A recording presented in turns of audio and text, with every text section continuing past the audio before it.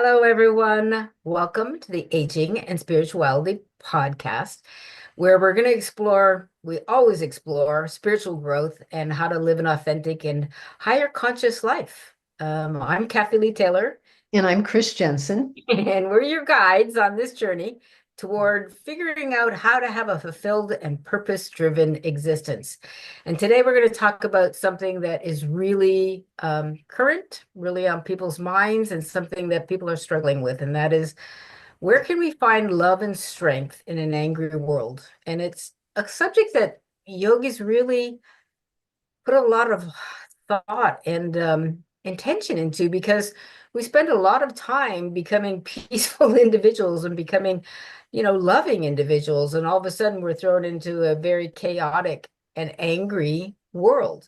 And so, how are we supposed to deal with that? And so, I have some thoughts. We're going to talk about that. Chris is going to have some thoughts, and even more so next week, we're going to cover it for a couple of weeks, but she'll be responding to some of the things that I'm talking about today too. So, in light of all these recent, world events, how do you be a lover and not a fighter? And yet you still want to have respect and understanding in situations that are often angry and violent. You don't want to be a doormat. You don't want to be a victim in any way. And so yogis really face the question, how do we remain loving in this violent world?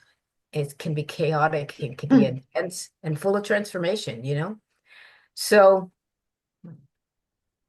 living with peace in your heart is a challenge, of course, when you're in the middle of chaos. But what I want you to know is you don't have to sacrifice your inner harmony to stay true to your nature. There is ways, yogic ways, to deal with this kind of chaos, this kind of transformation that we're in, and still be able to maintain that center, that being of spirituality, of love, of peace, of all those qualities of what it means to be in higher consciousness. So I'm going to talk about 10 actually different practical and really spiritual strategies for maintaining that peace, gaining respect, and actually acknowledging the pain of others at the same time. So the first idea is that you need to maintain that inner strength and poise. Don't collapse into being a victim, like something's happening to you that you can't do anything about. In fact, you might be powerless over a lot of things. I feel powerless right now about a lot of things that are going on in the world, but it's not going to change how I carry myself, my being, and how I respond to the world. So you want to maintain your inner strength. And this really begins with a deep self-awareness of who you are and an ongoing connection with the inner self. You hear a pattern that goes on in our podcast here? That's the one right here that we say all the time, that deep self-awareness of who you are, that deep connection to that inner self is what is going to sustain you through life's trials.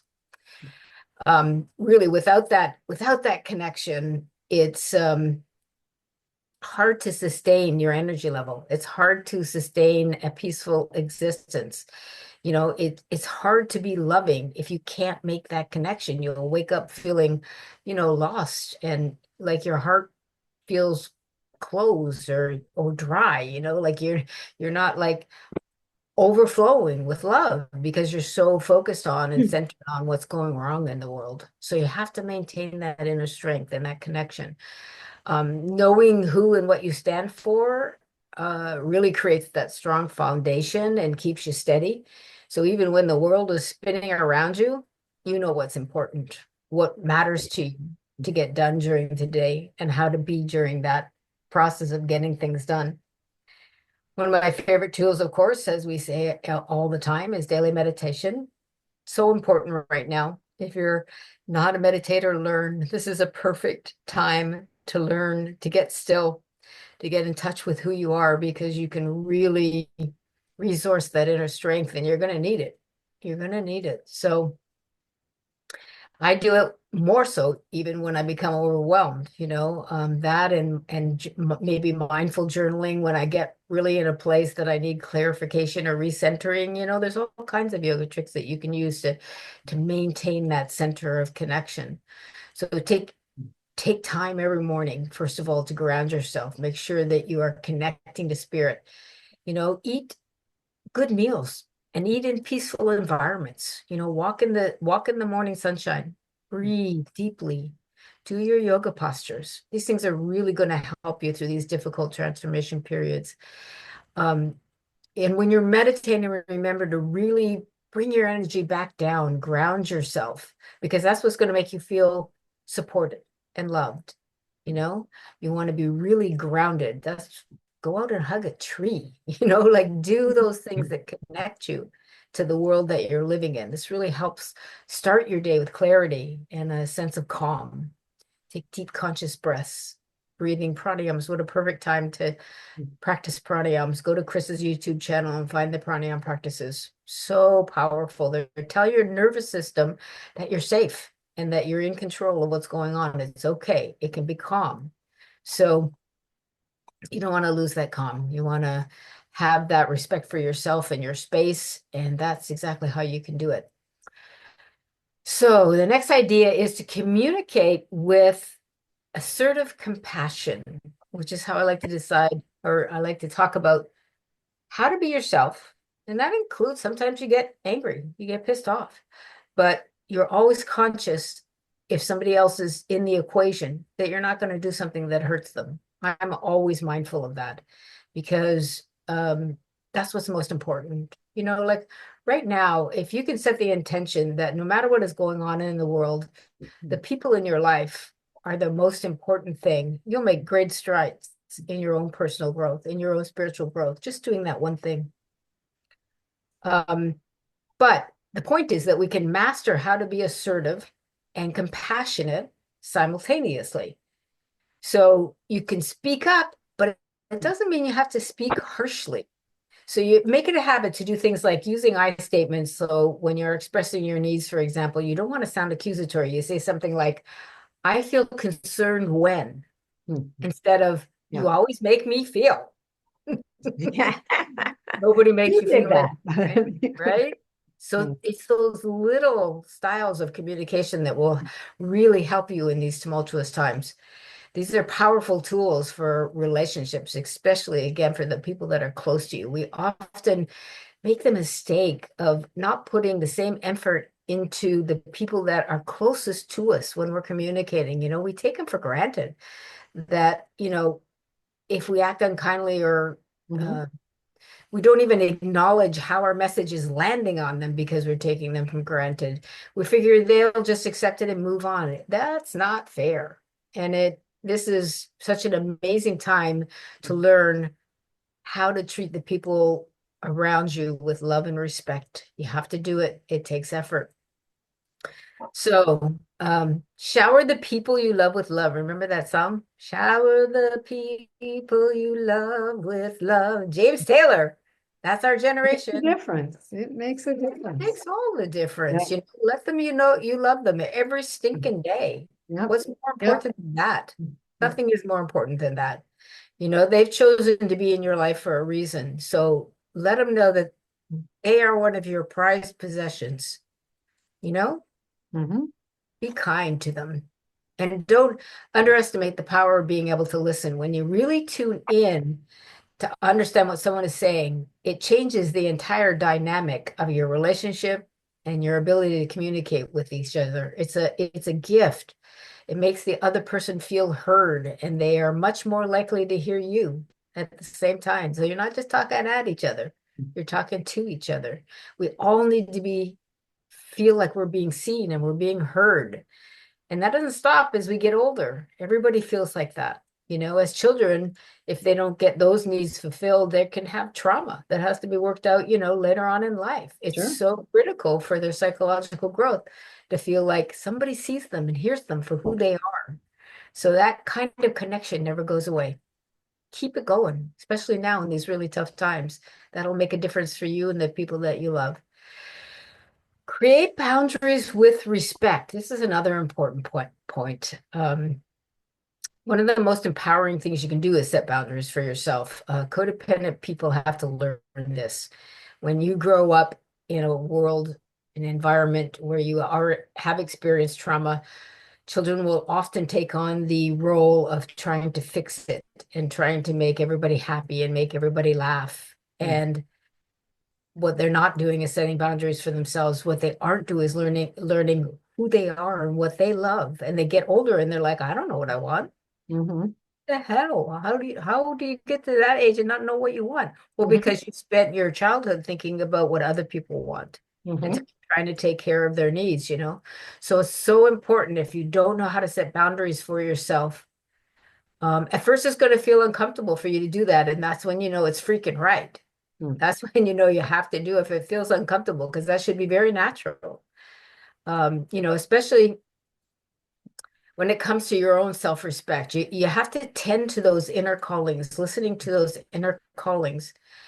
And that has to happen before you help somebody else. I was talking to somebody yesterday that I love who was saying, they were in therapy and their person told them do self-care. And he was like, what's that? What? What? What do you mean? What's that? Mhm. Self-care is exactly what I'm describing right here. Having your own boundaries, taking care of your needs first. Then when you're full, when your cup is full, you take care of the next person. So if you're feeling overwhelmed and confused and anxious and afraid and all of those things, boundaries can help.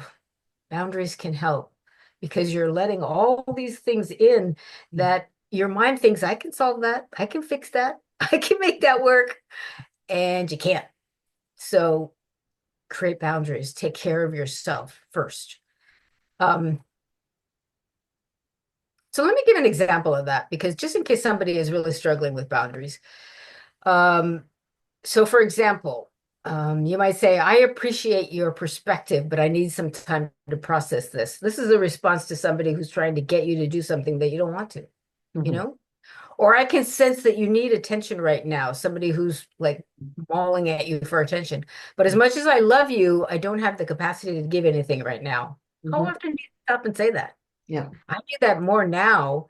I had somebody who had a traumatic event happen over the weekend, and I felt an obligation to call and just be with them and just let them bleed all over me. And I didn't do it because I didn't have it to give, Mhm. didn't have the space to be able to sit there and go, it's going to be okay, Mhm. you know?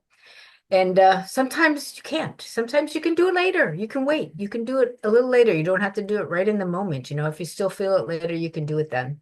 So just be consistent about reinforcing your boundaries because you're really the most important person in your own life. You need to put yourself first. Using empathy as a tool for diffusion. So empathy is really more of a feeling, more than just a feeling. It's a tool that you can use to diffuse tense situations. So when someone's acting out of frustration or pain, Mhm. it's best just to acknowledge it.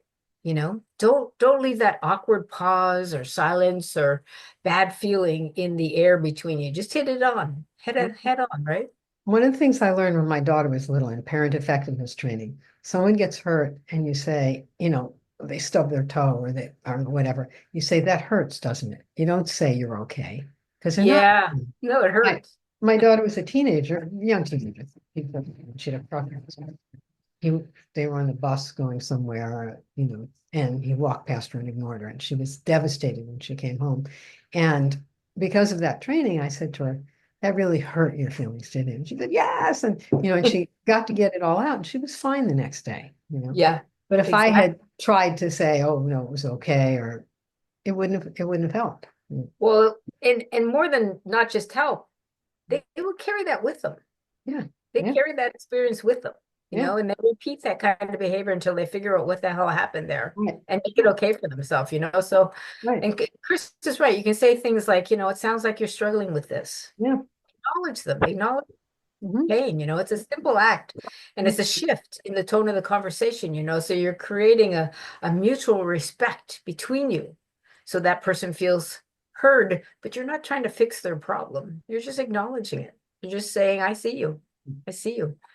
So, empathy also doesn't mean that you excuse poor behavior. If someone is offending you, let them know.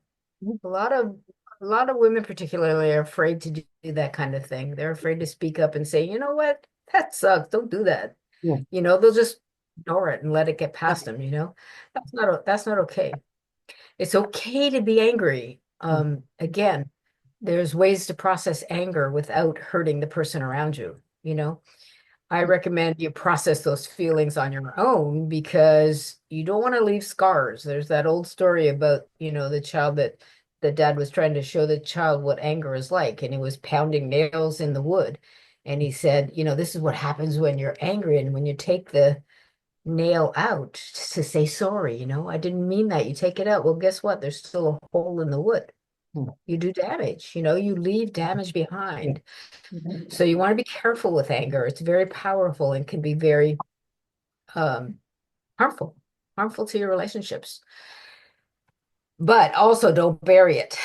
Okay, so be an example of balanced energy. Of course, I love this one. We can't talk about yoga without talking about balance. It's how you show up in the world. It's your body language, it's your posture, it's even your facial expression. Your facial expression. Our teacher used to say, is your face showing that you're happy? Is your face showing that you're being spiritual? Like, are you sitting there looking like, that does not look very inviting or friendly, like Yeah. let your soul shine on your face. When people look at you, they see somebody smiling and happy. Um, Practice standing tall, practice making eye contact with people, make your gestures be open so that you're not like closing your body off all the time. Be open and receiving with your gestures.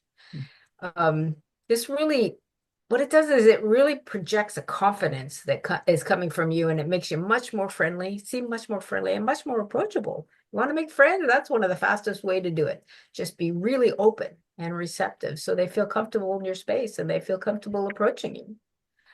Um, okay. Engage in nonviolent communication. I had to put this one in because I read a book years ago by Marshall Rosenberg, and it's so Mm, powerful in his approach to communicating without judgment. That's the simple description of what this guy did, but he started a movement of nonviolent communication with this dinky little book that he wrote. And there's really steps in it. He starts by he says, start by observing what's happening without making it personal. Don't make a judgment. mm, And then say something like, I notice we've been having more intense conversations. Follow it with your feelings. I feel a bit concerned about the direction this is going. Identify your needs. These are the steps in the nonviolent communication process. And if you want it, you want to get Marshall Rosenberg's book. Identify your needs. I need our conversations to feel supportive. Ask and make a request. Could we try speaking more calmly? So you can see how the structure, mhm, from the conversation really moves from being blaming to mm, problem solving. right. This is really a powerful one for your Yeah. one-on-one relationships at home for sure. It creates that safe space for having open dialogue. It can Mhm, work with anyone. Okay, empower yourself through knowledge. mm, Um, there is mm, power in being prepared, yep. really, in situations where you want to equip yourself by learning things like how to de-escalate triggers, conflict triggers. If you're going into a situation where people are going to be pissed, you know, learn about how to de-escalate those kinds of situations. Take workshops. There's stuff you can learn. Just reach out. You can find anything on the freaking internet. You can learn how to do it on YouTube, Yeah, right. right? How to not be in conflicting situations and how to bring the temperature down for people in a room or a situation, even at work. So the more prepared you are, the more confident you're going to feel able to express who you truly are, first of all, most important, while you're also caring for your relationships, whether they're business or personal. Um, so there you go. Mm, And then be a bridge between earth and soul. I love this one. I mean, it just really means that one of the most powerful things you can do is find common ground in any situation. Even in a heated discussion, you can say things like, I know we both care about finding a solution. There's some version of that we could be using right now with our friends okay. that are blue and red. There's some version of that you're going to have to figure out how to be a bridge between those two worlds and get a conversation going again. So this really, being able to do that, being that bridge from earth to soul, keeping yourself open and receptive to spirit can really mean the difference in confrontations. It can shift that energy. Um, okay, and then ground yourself in a greater purpose. I love this one too. Living peacefully often means connecting to something that is greater than yourself. We call this oneness of the universe, whether it's a spiritual practice, a connection to nature, or maybe acts of service. You can anchor yourself in your purpose, and that will help you stay steady during the storms in life. Take time to engage in nature. Practice is really important to remind yourself about the deeper values, what's really, really, truly important in these situations, how we treat each other, how we get through these troubles and anxieties together, you know, without damaging each other, without judging each other, figuring out how to open those conversations up again. You may not feel like you live in a part of a community, but you are in a world that is one big community. And you really need to find out how to share those visions of peace. Nobody wants to live in war, really, truly. Nobody wants to live in that kind of conflict all the time. They do it because they feel separate, because they feel alone. Find ways to connect with them personally and in community. And then one last tip I want to throw in is I call it compassionate detachment. So it really means caring deeply, but not getting lost in other people's emotional energy. I am really bad at that. I have to practice this one. Chris and I have had many conversations about this particular subject. It's about understanding that while you can show love and support, you're not responsible for fixing everyone's pain. I am, in case you haven't figured it out yet, I definitely grew up codependent. I grew up with a mom who had mental issues, and I wanted to fix everybody. And it took me so many years to figure out what the hell I was doing and why I was doing it. Mhm. So you really have to know that there's ability to give love, ability to show compassion, but you can't fix everybody's pain. You can be there for them. You can create space so that they can fix their own pain. I've learned that as actually being a coach is one of the most powerful things you can do for somebody is to hold space for them. Hold a space so that they know what they're going through can change. Yeah. And then you give them ideas on how exactly to get that done. They don't want you to solve it for them anyway. They want to get there on their own. And that's really what being a coach is about, is helping them do that. There you go. There are my tips on how to be in this kind of angry and chaotic transition that we seem to be going through in this country and around the world, actually, but you got to find that love and that strength when inside of yourself, and those are some strategies to be able to maintain your peace and command respect, really, and acknowledge that others' pain in the world is sometimes feels really chaotic. It's okay. We're going to get through this. So I hope this episode has really inspired you to really embrace your peaceful nature, your spiritual nature, your soul, while you're standing firm in who you are and expressing who you are. So if you enjoyed today's conversation, please go over to our YouTube channel and share it with your friends. Leave a review. We really need you to comment and let us know what you think about these podcasts, because it helps us program for the future and it helps our community grow.